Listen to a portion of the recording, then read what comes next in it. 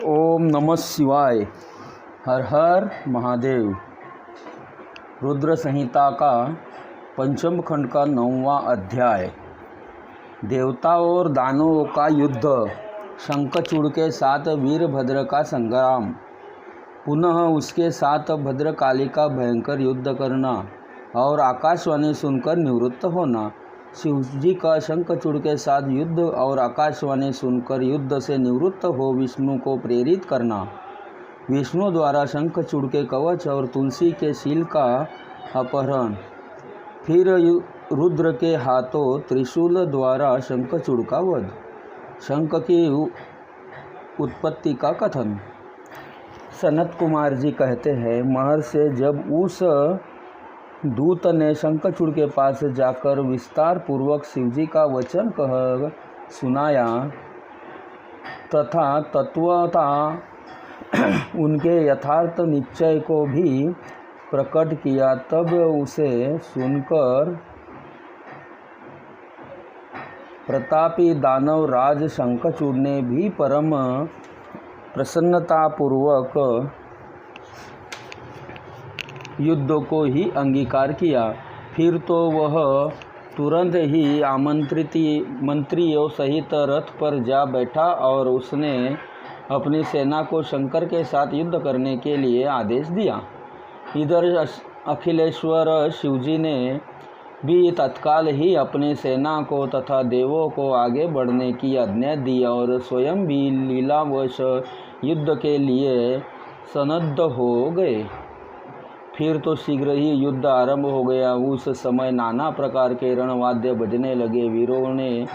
वीरों के शब्द और कोलाह चारों ओर गूंज उठे। मुने इस प्रकार देवताओं और दानवों का परस्पर युद्ध होने लगा। उस समय वे दोनों सेनाएं धर्मपूर्वक जुड़ने लगी। स्वयं महेंद्र ऋषभ पर्व के साथ उड़ने लगे और विप्रचित्त के साथ सूर्य का धर्म युद्ध होने लगा। विष्णु दंभ के साथ भीषण संग्राम करने लगे। कालासुर से काल, गोकर्ण से अग्नि, कालकेय से कुबेर, मय से विश्वकर्मा, भयंकर से मृत्यु, संहार से यम, कालंबिक से वरुण, चंचल से वायु, घृतपृष्ठ से बुध, रक्ताक्ष से शनैश्चर, रत्नासर से जयंत, चर्चागणों से वसुगण, दोनों तृप्ति मानों से दोनों अश्विनी कुमार, धूम्र से नलकुबर, धुरंधर से धर्म, गणकाक्ष से मंगल, शोभाकार से वैश्वानर, पिपीट से मन्मथ, गोखा मुख चूर्ण, खड़ग, पिपीट से मंथन, गोका मुख चूर्ण, खड़ग, धूम्र, सहल, प्रतापी, विश्व और पलाश नामक असुरों 12 आदित्य धर्मपूर्वक लोहा लेने लगे। इस प्रकार शिवजी की सहायता के लिए आए हुए अमरों का असुरों के साथ युद्ध होने लगा। 11 महारुद्र महाबल पराक्रम से उत्पन्न 11 महाभयंकर असुर वीरों से भिड़ गए। उग्र और चंड आदि के साथ महामणि, राहु के साथ चंद्रमा, शुक्राचार्य के साथ बृहस्पति धर्म युद्ध करने लगे। इस प्रकार इस महायुद्ध में नंदीश्वर आदि सभी शिवगण श्रेष्ठ दानवों के साथ संग्राम करने लगे। विस्तार भय से उनका पृथक वर्णन नहीं किया गया है। मुने उस समय सारी सेनाएं निरंतर युद्ध से व्यस्त थी और शंभु काल्यसूत के साथ वटवृक्ष के नीचे विराजमान थे। उधर शंखचूड़ भी रत्नाभरणों से विभूषित हो करोड़ों दानवों के साथ रमणीय रत्न सिंहासन पर बैठा हुआ था। फिर देवताओं तथा असुरों से चिरकाल तक अत्यंत भयंकर युद्ध होता रहा। तदंतर शंखचूड़ भी आकर उस भीषण महासंग्राम में जुड़ गया। इसी बीच महाबली और वीरभद्र समर भूमि में बलशाली शंखचूड़ से जा भिड़े। उस युद्ध में दानवराज जिन जिन अस्त्रों की वर्षा करता था उनको वीरभद्र खेल ही खेल में अपने बाणों से काट डालते थे। व्यास जी, इसी समय देवी भद्रकाली ने समर भूमि में जाकर बड़ा भयंकर सिंहनाद किया। उसने उस शब्द को सुनकर सभी दानव मूर्छित हो गए। उस समय देवी ने बारंबार अट्टहास किया और मधुपान करके वे रण में मुहाने पर नृत्य करने लगी। उनके साथ ही उग्रदंडा और कोटवी ने भी मधुपान किया तथा अन्य देवियों ने भी खूब मधु पीकर युद्धस्थल में याचना आरंभ की। उस समय शिवगणों तथा देवों के दलों में महान कोलाहल मच गया। सारा सूर समुदाय बहुत प्रकार से गर्जना करता हुआ हर्षमग्न हो गया। तदंतर काली के शंखचूड़ के ऊपर प्रलयकालीन अग्नि की शिखा के समान उद्दीप्त आग्नेयास्त्र चलाया, परंतु दानवराज ने वैष्णवास्त्र से उसे शीघ्र ही शांत कर दिया। तब देवी भद्रकाली ने उस पर नारायणास्त्र प्रयोग किया। वह अस्त्र दानव शत्रु को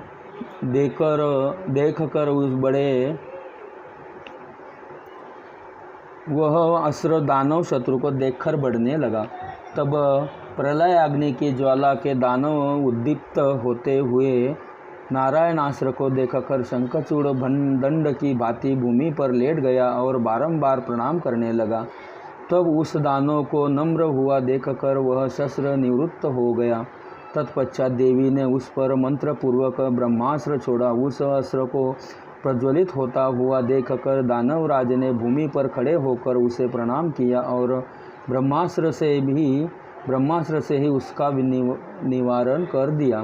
तदंतर वह दानवराज कुपित हो उठा और वेगपूर्वक अपने धनुष्य को खींचकर देवी के ऊपर मंत्र पाठ करते हुए दिव्यास्त्रों की वर्षा करने लगा। भद्रकाली समर भूमि में अपने विस्तृत मुख को फैलाकर उन अस्त्रों को निगल गई और अट्टहास्यपूर्वक गर्जना करने लगी, जिससे दानव भयभीत हो गए। तब शंखचूड़ ने काली के ऊपर 100 योजन लंबी शक्ति से वार किया, परंतु देवी ने अपने दिव्यास्त्र से उसे के 100 टुकड़े कर दिए। उस दोनों के चिरकाल तक युद्ध होता रहा और सभी देवता तथा दानव दर्शक बनकर उसे देखते रहे। अंत में देवी ने महान कोपवश से उस पर वेगपूर्वक मुष्टि प्रहार किया। उसकी चोट से वह दानवराज चक्कर काटने लगा और उसी क्षण मूर्छित हो गया।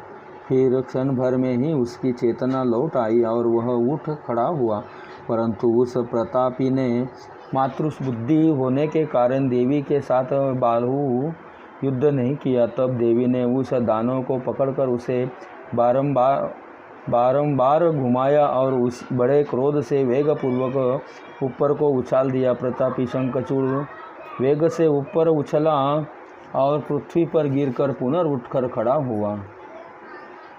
इस महायुद्ध में वह तनिक भी भ्रांत नहीं हुआ था, बल्कि उसका मन प्रसन्न था। तत्पश्चात वह भद्रकाली को प्रणाम करके बहुमूल्य रत्नों द्वारा निर्मित अपने परम मनोहर विमान पर बैठा।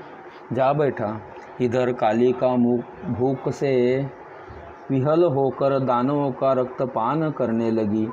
उसी अवसर पर यहाँ वो आकाशवाणी हुई, ईश्वरी अभी रणभूमि में सिंहनाद करने वाले 1.5 लाख दानवेंद्र और बच्चे हैं। ये बड़े अद्भुत है। अंततः तुम उन्हें अपना आहार बना लो। परंतु देवी संग्राम में दानवराज शंखचूड़ को मारने के लिए मन मत दौड़ाओ, क्योंकि यह तुम्हारे लिए अवध्य है, ऐसा निश्चय समझो।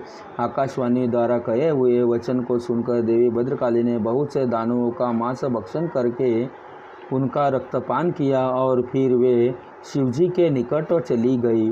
वहाँ उन्होंने पूर्वापर के क्रम से सारा युद्ध वृत्तांत वहाँ कह सुनाया। व्यास जी ने पूछा, महाबुद्धिमान सनत कुमार जी, काली का यह कथन सुनकर महेश्वर ने उस समय क्या कहा और कौन सा कार्य किया, उसे आप वर्णन करने की कृपा करें, क्योंकि मेरे उस मन से उसे सुनने की प्रबल उत्कंठा जाग उठी है। सनत कुमार जी बोले, मुने, शंभु तो जीवों के कल्याण करता परमेश्वर और बड़े लीला विहारी है। वे काली द्वारा कहे हुए वचनों को सुनकर उन्हें आश्वासन देते हुए हंसने लगे। तदंतर आकाशवाणी को सुनकर तत्वज्ञान विशारद स्वयं शंकर अपने गणों के साथ समरभूमि की ओर चले। उस समय वे महावृषभ नंदीश्वर पर सवार थे और उन्हीं के समान पराक्रमी वीरभद्र, भैरव और क्षेत्रपाल आदि अनेक साथ थे।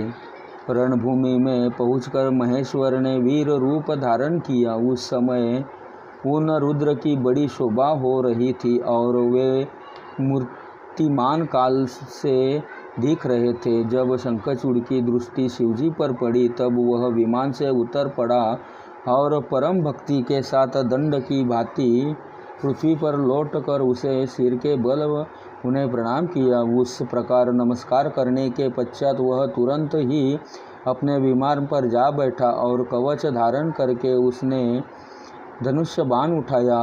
फिर तो दोनों ओर से बाणों की झड़ी लग गई। यो व्यर्थ ही बाण वर्षा करने वाले शिव और शंखचूड़ का वह उग्र युद्ध सैकड़ों वर्षों तक चलता रहा। अंत में युद्ध स्थल में शंखचूड़ का वध करने के लिए महाबली महेश्वर सहसा अपना त्रिशूल उठाया, जिसका निवारण करना बड़े बड़े तेजस्वियों के लिए अशक्य है। तब तत्काल ही उसका निषेध करने के लिए यो आकाशवाणी हुई, शंकर, मेरी प्रार्थना सुनिए और इस समय इस त्रिशूल को मत चलाइए। ईश, यद्यपि आप क्षण मात्र में पूरे ब्रह्मांड का विनाश करने में सर्वथा समर्थ है, फिर इस अकेले दानव शंखचूड़ की तो बात ही क्या है। तथापि आप स्वामी के द्वारा देव मर्यादा का विनाश नहीं होना चाहिए। महादेव, आप उस को सुनिए और उसे सत्य एवं सफल बनाइए। वह देव मर्यादा यह है कि जब तक इस शंखचूड़ के हाथों में श्री हरि का परम उग्र कवच वर्तमान रहेगा और उसकी पतिव्रता पत्नी तुलसी का सतीत्व अखंडित रहेगा, तब तक इस पर जरा भी मृत्यु का अपना प्रभाव नहीं डाल सकेंगे। अंततः जगदीश्वर शंकर ब्रह्मा के उस वचन को सत्य कीजिए। तब सत्पुरुष के आश्रय स्वरूप शिवजी ने उस आकाशवाणी को सुनकर तथास्तु कहकर उसे स्वीकार कर लिया और विष्णु को उस कार्य के लिए प्रेरित किया। फिर तो शिवजी की इच्छा से विष्णु वहाँ से चल पड़े। वे तो मायावियों में भी श्रेष्ठ मायावी ठहरे। अंततः उन्होंने एक रुद्र ब्राह्मण का वेश धारण किया और शंखचूड़ के निकट जाकर उससे यो कहा,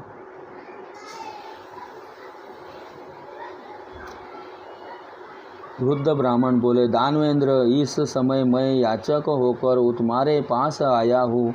तुम मुझे भिक्षा दो। दीन वत्सल्य, अभी तो मैं अपने मनोरथ को प्रकट नहीं करूँगा जब तक जब तुम देना स्वीकार कर लोगे तब पीछे मैं उसे बताऊंगा और तब तुम उसे पूर्ण करना। ब्राह्मण की बात सुनकर राजेंद्र शंखचूड़ का मुख और नेत्र प्रसन्नता से खिल उठे। तब जब उसने ओम कहकर जो स्वीकार कर लिया तब ब्राह्मण छलपूर्वक कहा, मैं तुम्हारा कवच चाहता हूँ। यह सुनकर ऐश्वर्यशाली दानवराज शंखचूड़ ने, जो ब्राह्मण भक्त और सत्यवादी था, वह दिव्य कवच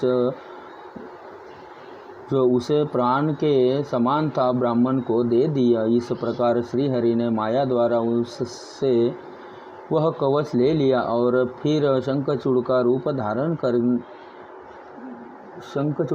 धारण करके वे तुलसी के पास पहुँचे। वहाँ जाकर सबके परमात्मा एवं तुलसी के नित्य स्वामी श्रीहरि ने शंखचूड़ से उसे शील का हरण कर दिया। सबके आत्मा एवं तुलसी के नित्य स्वामी श्रीहरि ने शंखचूड़ रूप में से उसके शील का हरण कर दिया। इसी समय विष्णु भगवान ने शंभु के अपनी सारी बात कह सुनाई। तब शिवजी ने शंखचूड़ के वध के निमित्त अपना उदीप्त त्रिशूल हाथ में लिया। परमात्मा शंकर का वह विजय नामक त्रिशूल अपनी उत्कंठा प्रभा बिखेर रहा था। उसने सारी दिशाएं, पृथ्वी और आकाश प्रकाशित हो उठे। वह मध्य कालीन करोड़ों सूर्यों तथा प्रलय अग्नि की शिखा के समान चमकीला था। उसका निवारण करना असंभव था। वह दुर्धर्ष कभी व्यर्थ न होने वाला और शत्रुओं का संहारक था। वह तेजों का अत्यंत उग्र समूह, संपूर्ण शास्त्रों का सहायक, भयंकर और सारे देवताओं तथा असुरों के लिए दुस्सह्य था। वह एक ही स्थान पर ऐसा दमक रहा था मानो लीला का आश्रय लेकर संपूर्ण ब्रह्मांड का संहार करने के लिए अद्युक्त हो। उसकी लंबाई 1000 धनुष और चौड़ाई 100 हाथ थी। उस जीव ब्रह्मा स्वरूप शूल का किसी के द्वारा निर्माण नहीं हुआ था। उसका रूप नित्य था। आकाश में चक्कर काटता हुआ वह त्रिशूल शिवजी की आज्ञा से शंखचूड़ के ऊपर गिरा और उसने उसी क्षण उसे राख की ढेरी बना दिया। विप्र महेश्वर का यह शूल मन के समान वेगशाली था। वह शीघ्र ही अपना कार्य पूर्ण करके शंकर जी के पास आ पहुंचा और फिर आकाश मार्ग से चला गया। उस समय स्वर्ग में दुदंभियाँ बजने लगी। गंधर्व और किन्नर गान करने लगे। देवों तथा मुनियों ने स्तुति करना आरंभ किया और अप्सराएं नृत्य करने लगी। शिवजी के ऊपर लगातार पुष्पों की वर्षा होने लगी और ब्रह्मा, विष्णु, इंद्र आदि देवता तथा मुनिगण उनकी प्रशंसा करने लगे। दानवराज शंखचूड़ भी शिवजी की कृपा से शाप मुक्त हो गए और उसे उसके पर्व श्री कृष्ण पार्षद रूप की प्राप्ति हो गई।